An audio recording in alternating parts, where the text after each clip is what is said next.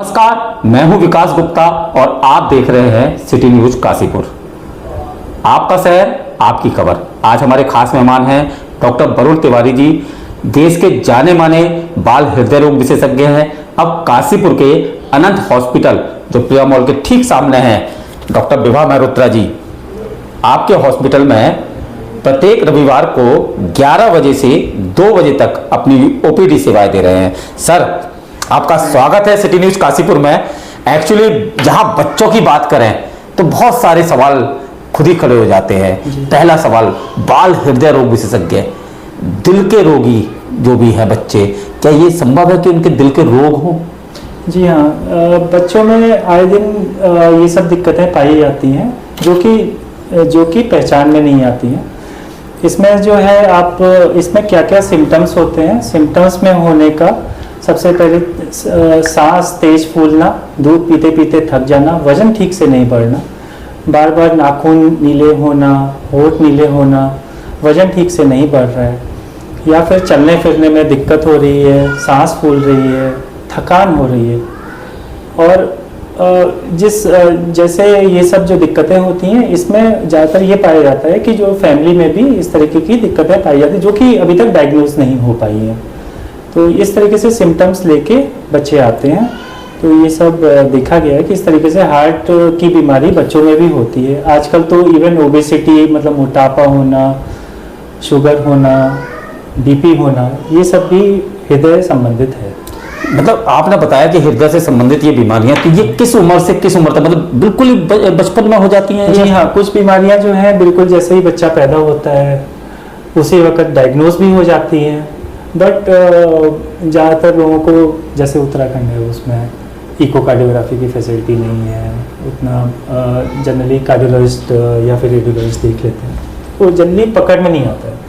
और उनको बेसिकली एक बच्चे के हृदय रोग विशेषज्ञ की आवश्यकता रहती है, क्योंकि आजकल दिल्ली, लखनऊ जैसी जगहों पर जाना पड़ता है। वैसे अब मैं आपको बता दूं, अब आपको दिल्ली या कहीं जाने की जरूरत नहीं है, क्योंकि डॉक्टर साहब हर संडे को 11 बजे से 2 बजे तक यहाँ ओपीडी सेवाएं दे रहे हैं। अनंत हॉस्पिटल है प्रिया हॉस्पिटल के, प्रिया मॉल के ठीक सामने, और वर्तमान में आप मुरादाबाद के सिद्ध हॉस्पिटल में अपनी सेवाएं दे रहे हैं। सर, आगे बात करता हूं, क्योंकि बच्चों को लेकर हर माता पिता बहुत गंभीर रहते हैं, हर समाज में हर कोई रहता है। तो क्या आज के जो बच्चों का खान पान है वो कैसा होना चाहिए? क्योंकि बच्चे जिस तरह से चाइनीज की ओर बढ़ रहे हैं, बच्चे जिस तरह से अदर चीजें खाने का प्रयास कर रहे हैं और घर का खाना उन्हें पसंद नहीं आता है, उसको लेकर क्या बीमार हो रहे हैं? जी हाँ, जैसे कायदे से कहा तो ये गया है कि घर का बना हुआ साफ सुथरा खाना खाना चाहिए, बट ये भी ट्रेंडिंग में है क्योंकि बच्चे मानते नहीं। मानते नहीं है। यूजुअली जो प्रोटीन, कार्बोहाइड्रेट, फैट वगैरह, जितना जो पौष्टिक आहार है, आपको घर से अच्छा तो कहीं नहीं मिल पाएगा। ठीक है, तो मेरा तो यही सुझाव है कि आप रिकमेंड करेंगे कि घर का ही खाना खाना चाहिए। सर, गर्मी का माहौल है, तपती गर्मी है, तपिश ज्यादा है, ऐसे में डायरिया, हैजा और ये वगैरह वगैरह की बीमारियां भी बच्चों में खूब देख रही हैं, इसको लेकर सर? ये यूजुअली जैसे डायरिया को अगर लें तो डायरिया मोस्टली होता है वायरल इन्फेक्शंस की वजह से, कभी कभी बैक्टीरियल से भी हो सकता है। जैसे कि उसमें बैक्टीरिया कैसे, हमारे हाथों में हाथ की साफ सफाई है, जो हम खाना खा रहे हैं वो शुद्ध है कि नहीं है, इसकी वजह से डायरिया होने की संभावना ज़्यादा हो जाती है। सर, बात करें तो बच्चों में जो बचपन से कुछ सिम्टम्स ऐसे क्या देखें कि जिसकी वजह से उन्हें आपको दिखाने की जरूरत पड़े? क्योंकि कई बार हम इग्नोर कर देते हैं, बच्चा नहीं नॉर्मल है, जबकि वो सिम्टम्स उसमें शुरू हो चुके हैं। तो ऐसे क्या चीज़ है जिसकी वजह से तुरंत डॉक्टर? हाँ, जैसे बच्चा पैदा हुआ है, उसका दिल की धड़कन हमें बहुत ज़्यादा तेज़ लग रही है, हृदय बहुत फटक रहा है, बच्चे का वजन ठीक से नहीं बढ़ रहा है, उस टाइम पर आपको दिखाना है। बच्चे का हाथ पैर नीला पड़ रहा है और बच्चे के दिल से अजीब सी आवाज़ आ रही है, बार बार छाती से साएं हो रही है, चलते चलते जैसे कुछ बड़े बच्चे रहते हैं उनमें छेद ऑटोमेटिकली पहचान में आ जाते हैं, जैसे कि बच्चे के डॉक्टर भी पहचान लेते हैं, कोई भी डॉक्टर पहचान सकते हैं।